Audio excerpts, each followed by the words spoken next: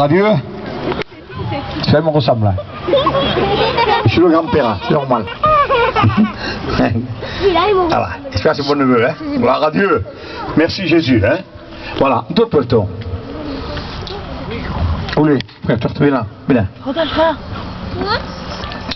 Voilà, merci Seigneur. Hein? Donc, très important. Hein?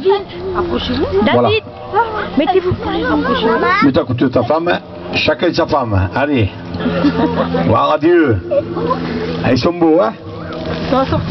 Merci Jésus. Voilà, on va prendre chacun un bébé, hein? À toi, allez, choisis le bébé que tu veux.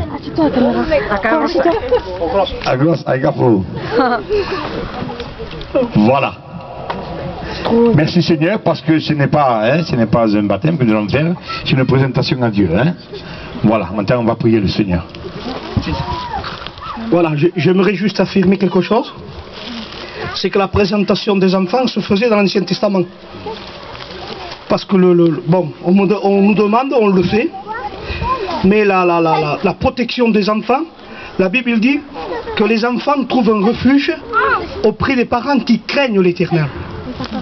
Les enfants sont sous la protection de la foi des parents. Voilà ce qui va protéger. Ce n'est pas une prière faite comme ça. Mais on va le faire parce que nous savons aussi qu'il y a la foi. Amen. Il y a la foi. On va le faire. Nous prions ensemble. Amen. Adieu.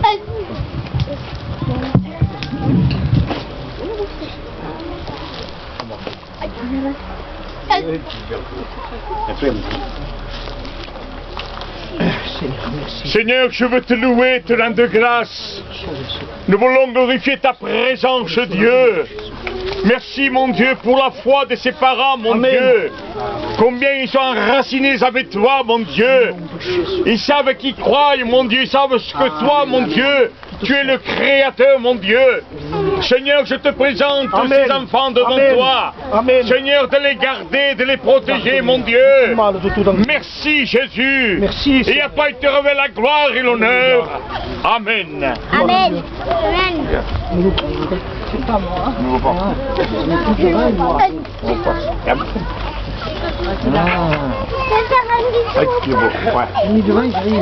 Allez, tiens. Voilà, bon Seigneur, vous voyez la différence maintenant, hein? Ça c'était le bébé, hein? Maintenant on passe à l'adulte. Hein? Alors l'adulte, allez viens. C'est pas un bébé, hein? C'est un gros bébé de sa maman. Où est sa maman? Montre ici. Et là-bas. Bah, Dieu, c'est son bébé. Hein? Bah, Dieu. Merci Seigneur. Hein? Mais vous savez, croyez-moi que c'est mon neveu. Et de toute façon, il va témoigner, lui, hein, de ce qu'il était, lui, avant. Amen. Il faut que la mère... Et dommage qu'il n'y a pas mon frère aussi, hein. Dommage. Hein? Mais il faut qu'il entende, que vous attendez, l'homme qu'il était avant. J'ai pas éteint. Et maintenant, ce qu'il est. Vous voulez bien entendre? Voilà. Ne te gêne pas, parle dans la liberté. Amen. Seigneur. Je vous dis bonjour dans le nom du Seigneur. Amen. Je suis un garçon qui n'ai pas grandi dans l'évangile. Mes parents ne sont pas chrétiens, ils croient en Dieu mais à leur façon. Donc moi j'ai grandi dans ce monde. Donc même que j'avais des oncles et des cousins germains pasteurs, moi je voulais rien savoir de l'évangile. Moi quand je vous demande pardon, quand je voyais un chrétien, pour moi c'était un fou. Donc moi j'ai grandi comme ça. À l'âge de 9 ans, j'ai commencé à fumer la cigarette. Après j'ai grandi. À l'âge de 12 ans, je vous demande pardon, j'ai commencé à fumer la drogue. Et à la même époque, j'ai commencé à boire de l'alcool. Donc, qui dit alcool, j'ai commencé à sortir dans les discothèques. Et ma vie c'était ça. Ma vie c'était comme ça. C'était l'alcool, les discothèques, ça c'était ma vie. Pour moi c'était comme ça ma vie. Et j'ai fait une bonne partie de ma jeunesse avec le frère Bol. Donc notre vie c'était comme ça. Après ma génération à moi sont tous partis dans l'évangile. Et moi je leur disais, mais qu'est-ce que vous faites? Je te fous, c'est pas la vie ça. Et je voyais tous mes cousins germains se mettre à l'évangile, un derrière les autres. Mais moi je voulais rien savoir. Je voulais rien savoir de l'évangile. Je vous le dis en vérité. J'étais un homme très très persécuté par l'ennemi de notre âme. Quand j'allais dormir, je vous demande pardon, je m'endormais avec la pensée que mes enfants ils mourraient.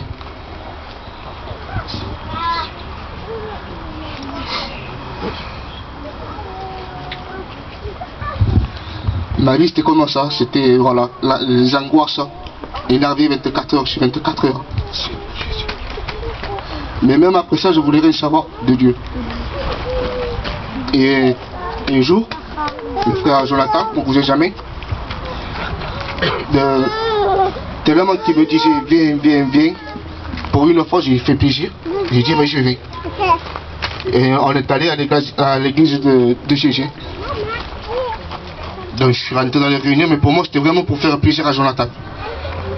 Et à la fin de la réunion, il parlait du séminaire.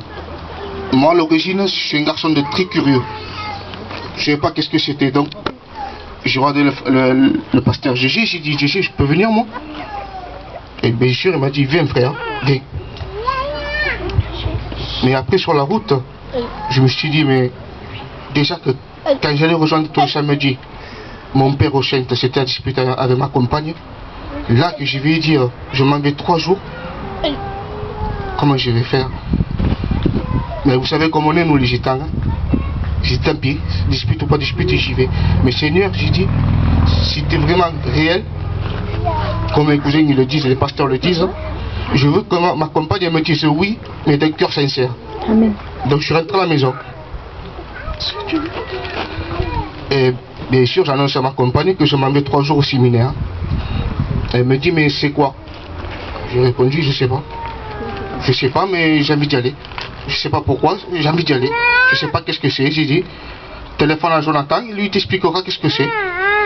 Donc, elle a téléphoné à Jonathan. Et bien sûr, Jonathan il a expliqué. Et ma compagne m'a regardé dans les yeux, elle m'a dit, mais vas-y. Mais j'ai vu que c'était vraiment d'un cœur sincère qu'elle me disait. C'était pas par obligation. Déjà là, j'avais la confirmation que j'existais. Mais je voulais rien savoir. On s'en va au séminaire. Ne me dites pas qui c'est qui a prêché et qu'est-ce qu'il a prêché. Je suis capable de vous le dire. J'ai rien compris. En vérité, je vous le dis en vérité, j'ai rien compris. Ce que je sais, c'est que le soir, le frère Jonathan de la Carine, il venait dans les chambres et il nous faisait prier. Et quand j'ai pu juste dire, Seigneur, pardonne-moi, j'ai senti le présence en moi. Amen. Amen. Que je ne peux pas vous expliquer. C'est inexplicable. Et depuis ce jour-là, ça fait 1 an et demi que le Seigneur s'est fait connaître dans ma vie. Amen. La dernière fois, le frère Rodolphe est venu à la maison. Et ma compagne justement, elle disait, ça fait 1 an et demi que mon mari, il avait le Seigneur, et ça fait 1 an et demi qu'on ne se dispute plus. Amen. Et le dispute, je ne sais plus qu'est-ce que c'est. Pour dormir, je dors tranquille, j'ai plus les angoisses, j'ai plus les nerfs, je ne bois plus d'alcool, j'ai arrêté la cigarette et j'ai tout arrêté. Amen. Et tout ça, c'est grâce au Seigneur. Et ce qu'il a fait pour moi, il peut le faire pour chacun d'entre vous. Que Dieu vous bénisse. Voilà. Merci Seigneur. Hein? Voilà.